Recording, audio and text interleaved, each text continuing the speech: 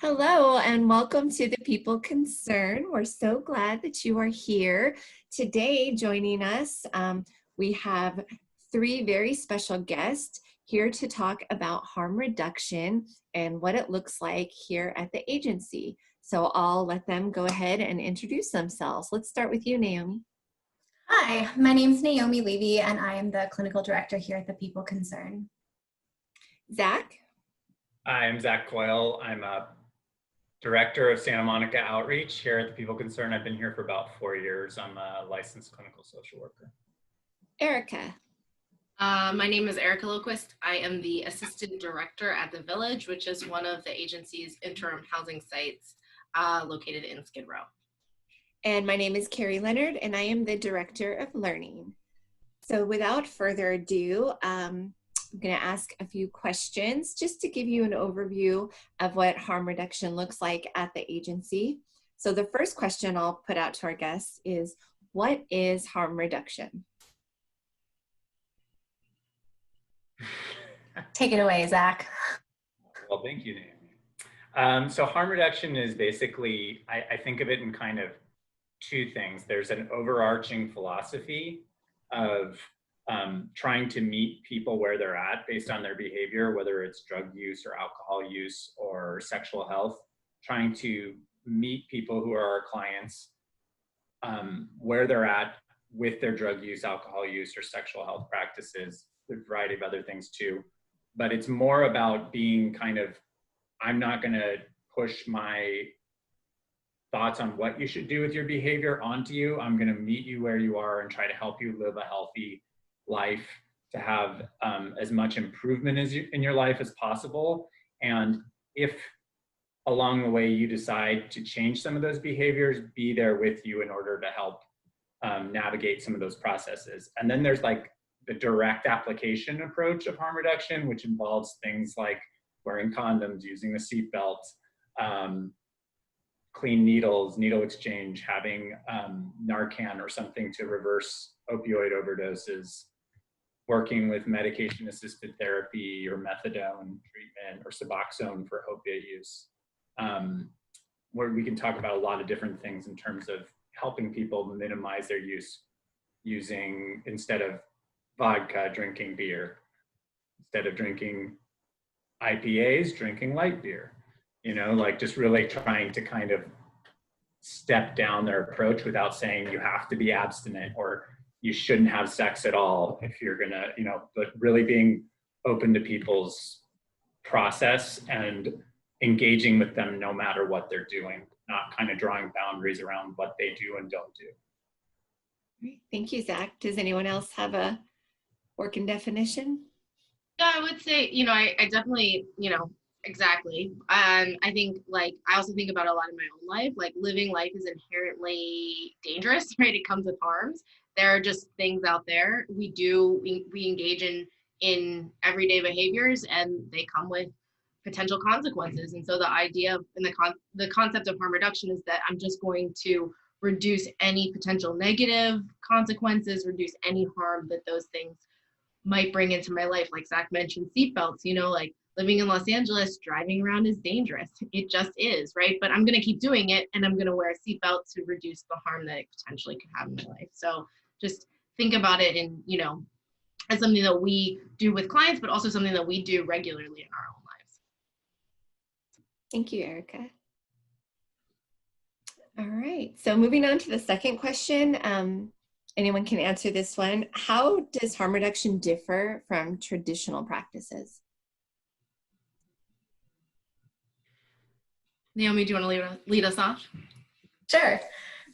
So I think as Zach and Erica spoke to, it's really about a public health lens. And so we are working with folks in a non-judgmental framework and really meeting them where they're at. So in more traditional models, there might be more of a zero tolerance perspective where we're telling people that in order to reduce the harms, in order to be safe, they have to stop doing the behavior that lends itself to a risk.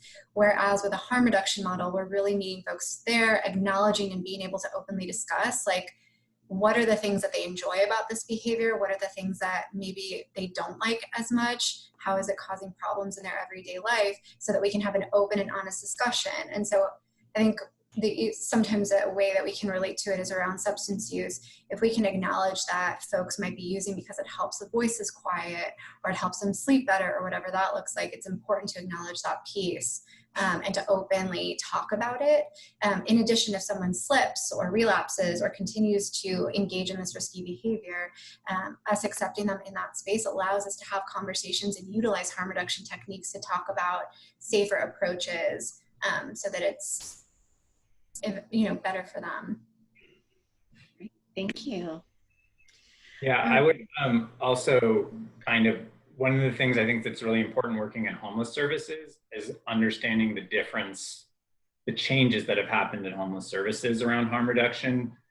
15 or 20 years ago, you had a zero tolerance. Like, in order to be in a shelter, you first need to test clean, you can't drink, you have to start looking for a job. Like, we really have turned that on its head and have a much more kind of humanitarian approach to getting people indoors, working with them, trying to work with the sickest people that are out there, that are the most vulnerable, and trying to help them find health in any way we can, instead of kind of setting these benchmarks that people have to reach in order to, be given a service, that we really try to work with people under any circumstance, instead of insisting that they get better before they get treatment. That's actually a good segue, because I'd like to explore what it looks like what the applications look like in our different programs. So what does harm reduction look like in outreach? What does it look like in permanent supportive housing? What does it look like in interim housing? Okay, Erica, interim housing.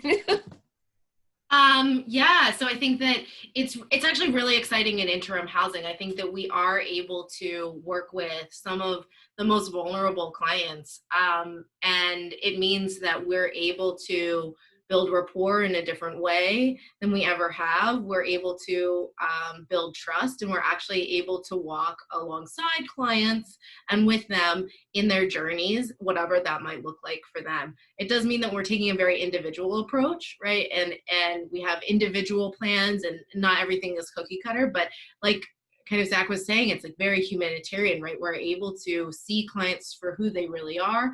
And so in interim housing, it means a whole lot of things. Like we don't require sobriety to enter the shelter.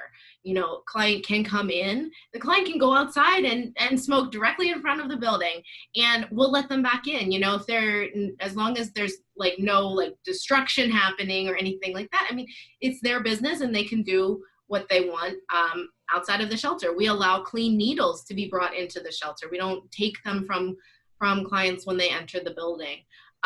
We make sure that, clients are equipped with condoms. We're making sure that we're having conversations with them about places that they can go to engage.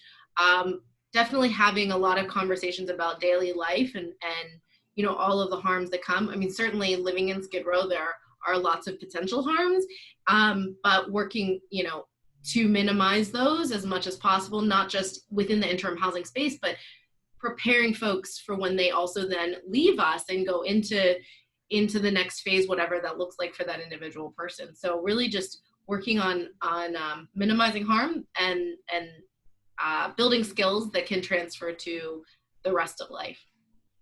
So what would you say if someone says, oh my gosh, you don't mind that they smoke in front of the building and let them come back in? What's the rationale behind letting them do that? Aren't you just encouraging them and enabling them? I think that it's really important that we're not judging them, right? And we do really care about safety, and there are a whole bunch of things that are happening here, right? But we do really care about safety. I know that if they're using right in front of the building, I can keep an eye on them, or our guards can keep an eye on them, right? We know that they're in a safe-ish place, right? We know we can keep an eye out for law enforcement. We have a good handle on kind of the environment piece of the use, and I'd rather them use here than use somewhere where they could potentially encounter more harms, right? There are lots of reasons that, you know, after they've used, I would want them to come in to a safe place where we can make sure that they're safe and they're protected, as opposed to being outside of the facility where, you know, there are lots of unknowns. And so there are a lot of reasons why I think that this is an approach that will allow the client to be safe while we can talk about certain things. I'm not saying that, you know, I'm enabling and I want them to be able to do anything at all. It's saying, I want you to be safe in whatever it is that you've chosen to do, respecting that decision. And then, you know, we can talk about what's going on here. Do they personally, does that client have a goal that they want to reduce use? Okay, let's talk about that. But unless the client tells me and leads me through that process, then I'm going to respect the decisions and just help them do whatever it is that they're going to do in the safest way possible. Great, thank you.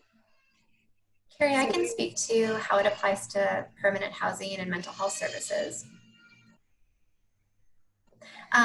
So we are, in addition to practicing harm reduction within our programs, also when we are working towards permanent housing with folks, we believe in a housing first model. And so what that means is that we believe that folks, that housing is not a privilege, but a right.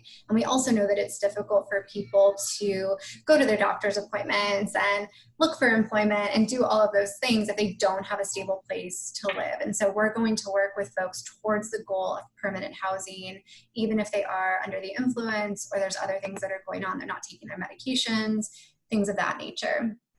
And then how it applies to mental health services and us providing those types of services to folks is that just because someone shows up to a session maybe under the influence or something is not going to be a reason that we would turn someone away. We're going to really assess the person's capacity to still benefit from a clinical session. And we might work with the person. So acknowledging, gosh, our appointment is at 2 o'clock. It seems that, you know, maybe meeting earlier in the day would be maybe more beneficial. So assessing and talking to the client, partnering with them around when are times of the day that you drink less so that we can schedule around those particular times so that the sessions are still beneficial. We're acknowledging that the substance use is playing a part, and it gives a lot more therapeutic information for us to work with someone. Thank you. Yeah, and in outreach, I think, you know, and kind of overall, I think it's really important that we say harm reduction doesn't mean anything goes, doesn't mean, and I'm sure this applies to interim housing too, it doesn't mean you can come in and be so drunk that you're being abusive, or so we focus on people's behavior, not their level of intoxication. So, you know, just because somebody is, we wouldn't breathalyze someone and say, I'm sorry, your blood alcohol level is too high to be in the shelter. But if they are being abusive, they're fighting people, then they need to take a break, and we need to have a safe environment for everyone. So it's about the behavior that they're exhibiting and kind of talking to them about their behavior. So it gives you an opening to, oh, I noticed when you're really drunk, you tend to get in more fights. Do you enjoy fighting? Do you like having black eyes? You know, things that, look, how can we reduce the amount of black eyes you have? And so in outreach, this gives us just a big door to walk through, right? We can engage with people. You know, we're always focused on safety in outreach, but we are willing to go into environments where people might be using, where sometimes I hear this still in homeless services, like, oh, we don't go there because there's a lot of people using heroin or a lot of people using meth. And, you know, we don't have that kind of like, oh, that we don't go there, because what we know about the homeless population is that not everybody is on drugs or drinking, but that there's a large amount that are, and that if we want to make a dent in the homeless population, we're going to have to be more flexible with our approach. So while maintaining our safety, we're still going to engage with people and we're going to talk to them about what's going on. What I've seen is that by not holding this kind of line about their drinking and drugging, that we gain trust with people who've really been burned so much in their life. Most people who have problematic drug and alcohol use are aware of it. It's not like they need a random stranger who's coming up with a badge on to tell them that this is not working out for you. They're pretty aware of it.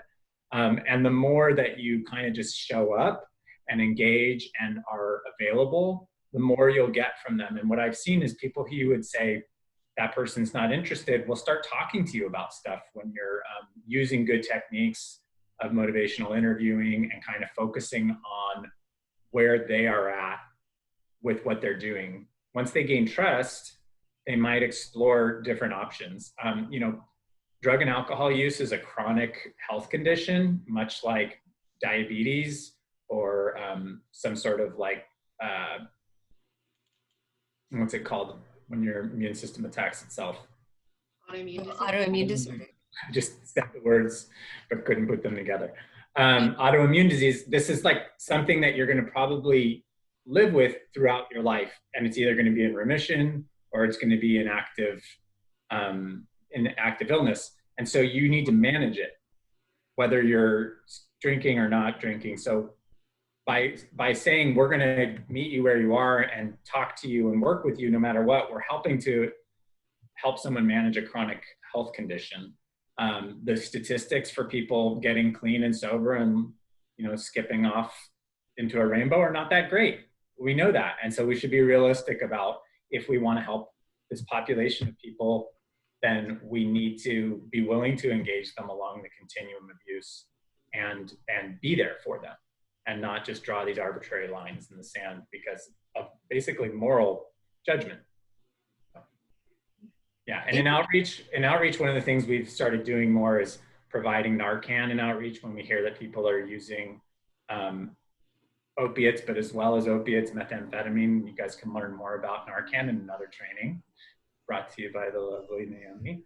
And we really tried, what we found is by offering things to people that don't insist that they stop, that they want to do more with us. And it opens up the door to working with populations who are further and further away from getting services.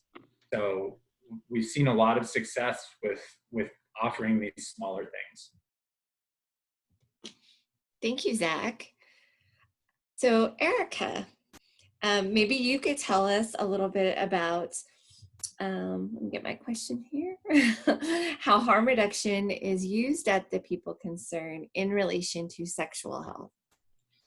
Yeah, so I think I talk about sexual health a lot in a lot of different contexts, but at the agency, you know, we talk, I think a lot of times when we think about harm reduction, a lot of people think about substance use, and certainly that's like one of the primary ways in which we apply it at the agency. But I do think that you know, sexual health is really important. The concept of harm reduction really grew out of the HIV and AIDS epidemic that was happening, right, like in the 90s. And so I think remembering that part of it is needle use, but also part of it is sexual health. And so I think that, you know, we talk a lot about different ways to have very open and honest conversations with our clients about their sexual health. I know can be very uncomfortable and kind of a taboo subject, but you know, I think the traditional thing that people think is like, oh, we're passing out condoms, and yes, we are passing out condoms and we're making them available, you know, and without judgment and, you know, anonymously, and we're trying to make condoms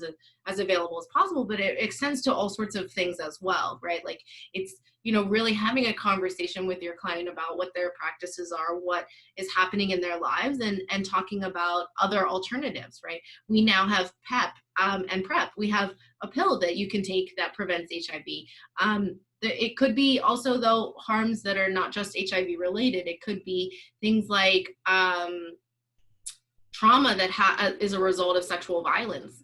It could be, you know, whether or not people are putting themselves in dangerous situations for different reasons that are maybe physically unsafe. And so it's really like in case management, I think, having very frank and open and non-judgmental conversations with folks about what they're engaging in and how we can make those practices as safe as possible. Thank you, Erica. Naomi, maybe you can tell us a little bit about the People Concern's opioid overdose response program. Sure, I'd be happy to, and I apologize if you can hear some background noise. So I oversee our overdose response and prevention program. It started in 2018, where we applied for state funding to get Narcan, which is a medication. It's an opioid antagonist, which is an opioid blocker. And so it helps to reverse an opioid overdose and help someone to breathe normally again. And so what we did was we began by having these lovely overdose bags on all of our outreach workers and all of our sites, which you still will see.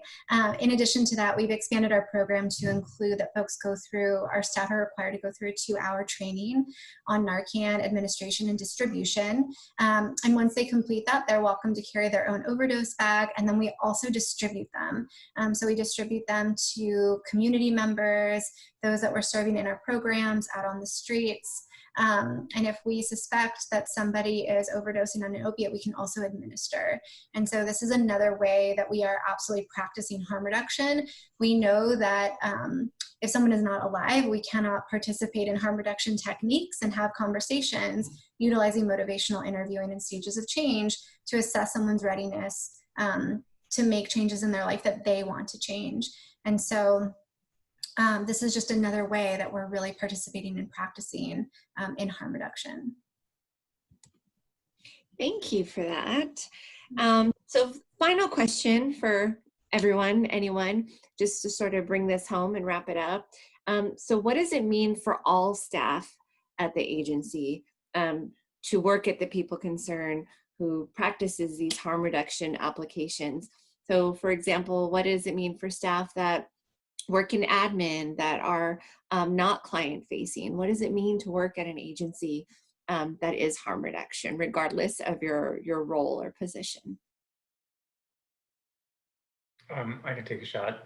So I think what it means is that you depending on your position, you may still have to interface with clients who are, we haven't even mentioned the idea of harm reduction around mental health.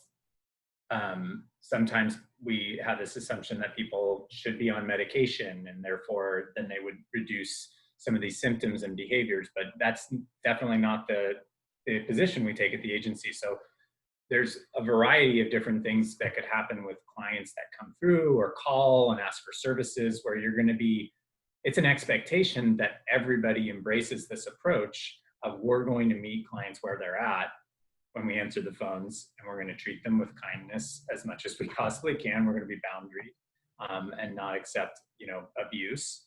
But that's the kind of place you work. There's not a, if you're drinking, on drugs, not on your medication, then you have to leave kind of policy. So it doesn't matter what you do at our agency. And if you're in administration, you're going to be, if you're in the finance department, you're going to be processing checks that help people to continue to use drugs like that. I'm not saying that we buy people drugs, but like we put people into treatment programs and then they come out and then you might pay for it again. And, like these types of things happen at the agency. And it's really where, you might think, oh, well, I just work in a cubicle and, do this thing, but it's going to come up in terms of it's an all-encompassing philosophy of what we do. If you're in development, you're going to have to answer questions about what do you guys do about people who do drugs?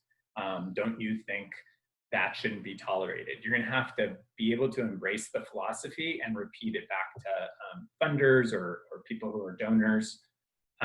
If you're in facilities, you might have to clean up people's messes sometimes, and you might wish, why don't we just keep the drunk people and the people who are, not doing well mentally out of here, so I have less things to clean up, less messes to clean up. And basically what we decided here at the agency is that we clean up people's messes. That's what we do, is we deal with the mess of our society. And so like it just involves everybody being on board. That we work at the type of place where you're going to have a sign up that says Narcan distributed here, ask me for questions. You might walk past and somebody might ask you a question. And at the minimum, you should be able to feel a calling to answer them to the best of your ability or direct them towards someone who can, like Naomi. And not only be asked about it, but actually administer, right? Like the reason that we have overdose bags throughout our agency is that anyone can grab it and administer in the event that somebody is overdosing. But I think to speak to what Zach is, speaking to is like from every single level, from the board, across the agency, like we have to make sure that we're agreeing on the type of lenses and those that we're serving, because it impacts where we're looking for funding. It impacts the kind of implementation of programming. It implements and impacts everything that we do here at the agency, whether you're client facing, program facing, it doesn't matter. So it's important for us to all be in agreement that this is the type of lens in order to best serve the folks that we do. Yeah, and I think just, I would say also, like, we're all in agreement that this is what we do. We're cleaning up the messes. We're in agreement that this is the lens. But also, for me, and I think for a lot of the team that I work with, it's a source of pride. It's really, awesome to be able to work for an agency that's committed to this kind of work. And so I think, no matter what your function is, no matter what your role is, you can be, excited that you're going to work every day and you're contributing to a really meaningful cause that is really, truly helping folks be their healthiest, happiest selves. So, yeah. All right, I got one final question. It's a surprise question. Wasn't predetermined. What advice would you have for new staff coming in that maybe isn't sure about this whole harm reduction thing, doesn't quite know what to make of it? Maybe perhaps they've even come from a 12-step background and they're having trouble adjusting and adopting. What advice do you have for new staff on being open to this philosophy, these practices? I think my advice would be just that, Carrie, which is to remain open, right? So there's a lot of different paths, and this is another one. And we as an agency feel like this is a really effective one to help people make the changes that they want to make in their life. And so to remain open, to be open to talking about it, to use your supervisor or other supportive, peers or venues, or join the harm reduction task force so that you can gather more information and really understand it before deciding that it doesn't work or it can't work, especially if potentially your personal experience has been different or your path has been different, to not be closed off to that option. Yeah. I would also say that there's this, common myth that 12 steps and harm reduction don't go together, and they're not mutually exclusive, right? The concept of harm reduction is that we're taking the approach that works best for that client. And for some people, that is the approach that works best. And that's okay. And so it's, it doesn't mean that we're saying that that's not a viable option. So I would say, like Naomi said, be open and, learn everything that you can. Go wherever it is that you're going to go to site, learn what you can, observe, take it all in, because you will see that ultimately we are producing outcomes, and that's the part that's the most exciting. I would just say that if this is something that you're uncomfortable with, I encourage you to really, really explore it and get interested in it and ask questions and let people know and let people into what your doubts and your thoughts, because most of us have them too. But I also would say, if this is something that you're like, what, I can't get with that, I'll never get with that, then this is maybe not where you should work, because you will be very unhappy with an attitude of intolerance towards this approach.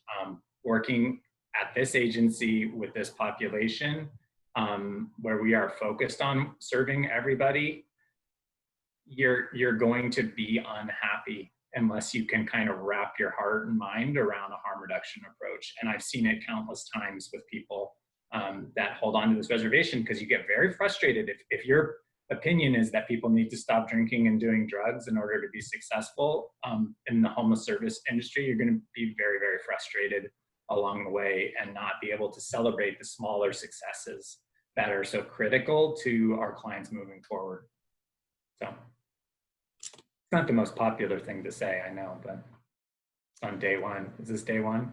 Yeah. I actually almost said it too, Zach. I just didn't want to start out that way. Well, no, I appreciate the transparency, and we want people to know what they've signed up for and what they're getting into and what the expectation is. So thank you for that. So I want to thank you all for being here and sharing your collective wisdom. Does anybody want to do a quick plug for the Harm Reduction Task Force? Since we have their attention, Naomi, you want to plug it real quick? We have an awesome harm reduction task force. We're all actually a part of it.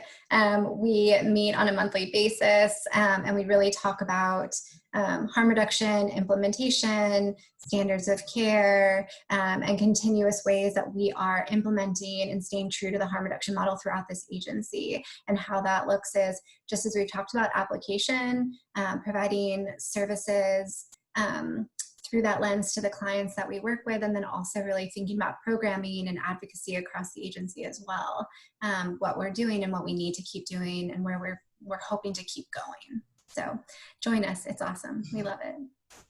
So thank you for your time. Thank you for being here, and welcome to the People Concern. Yeah, welcome.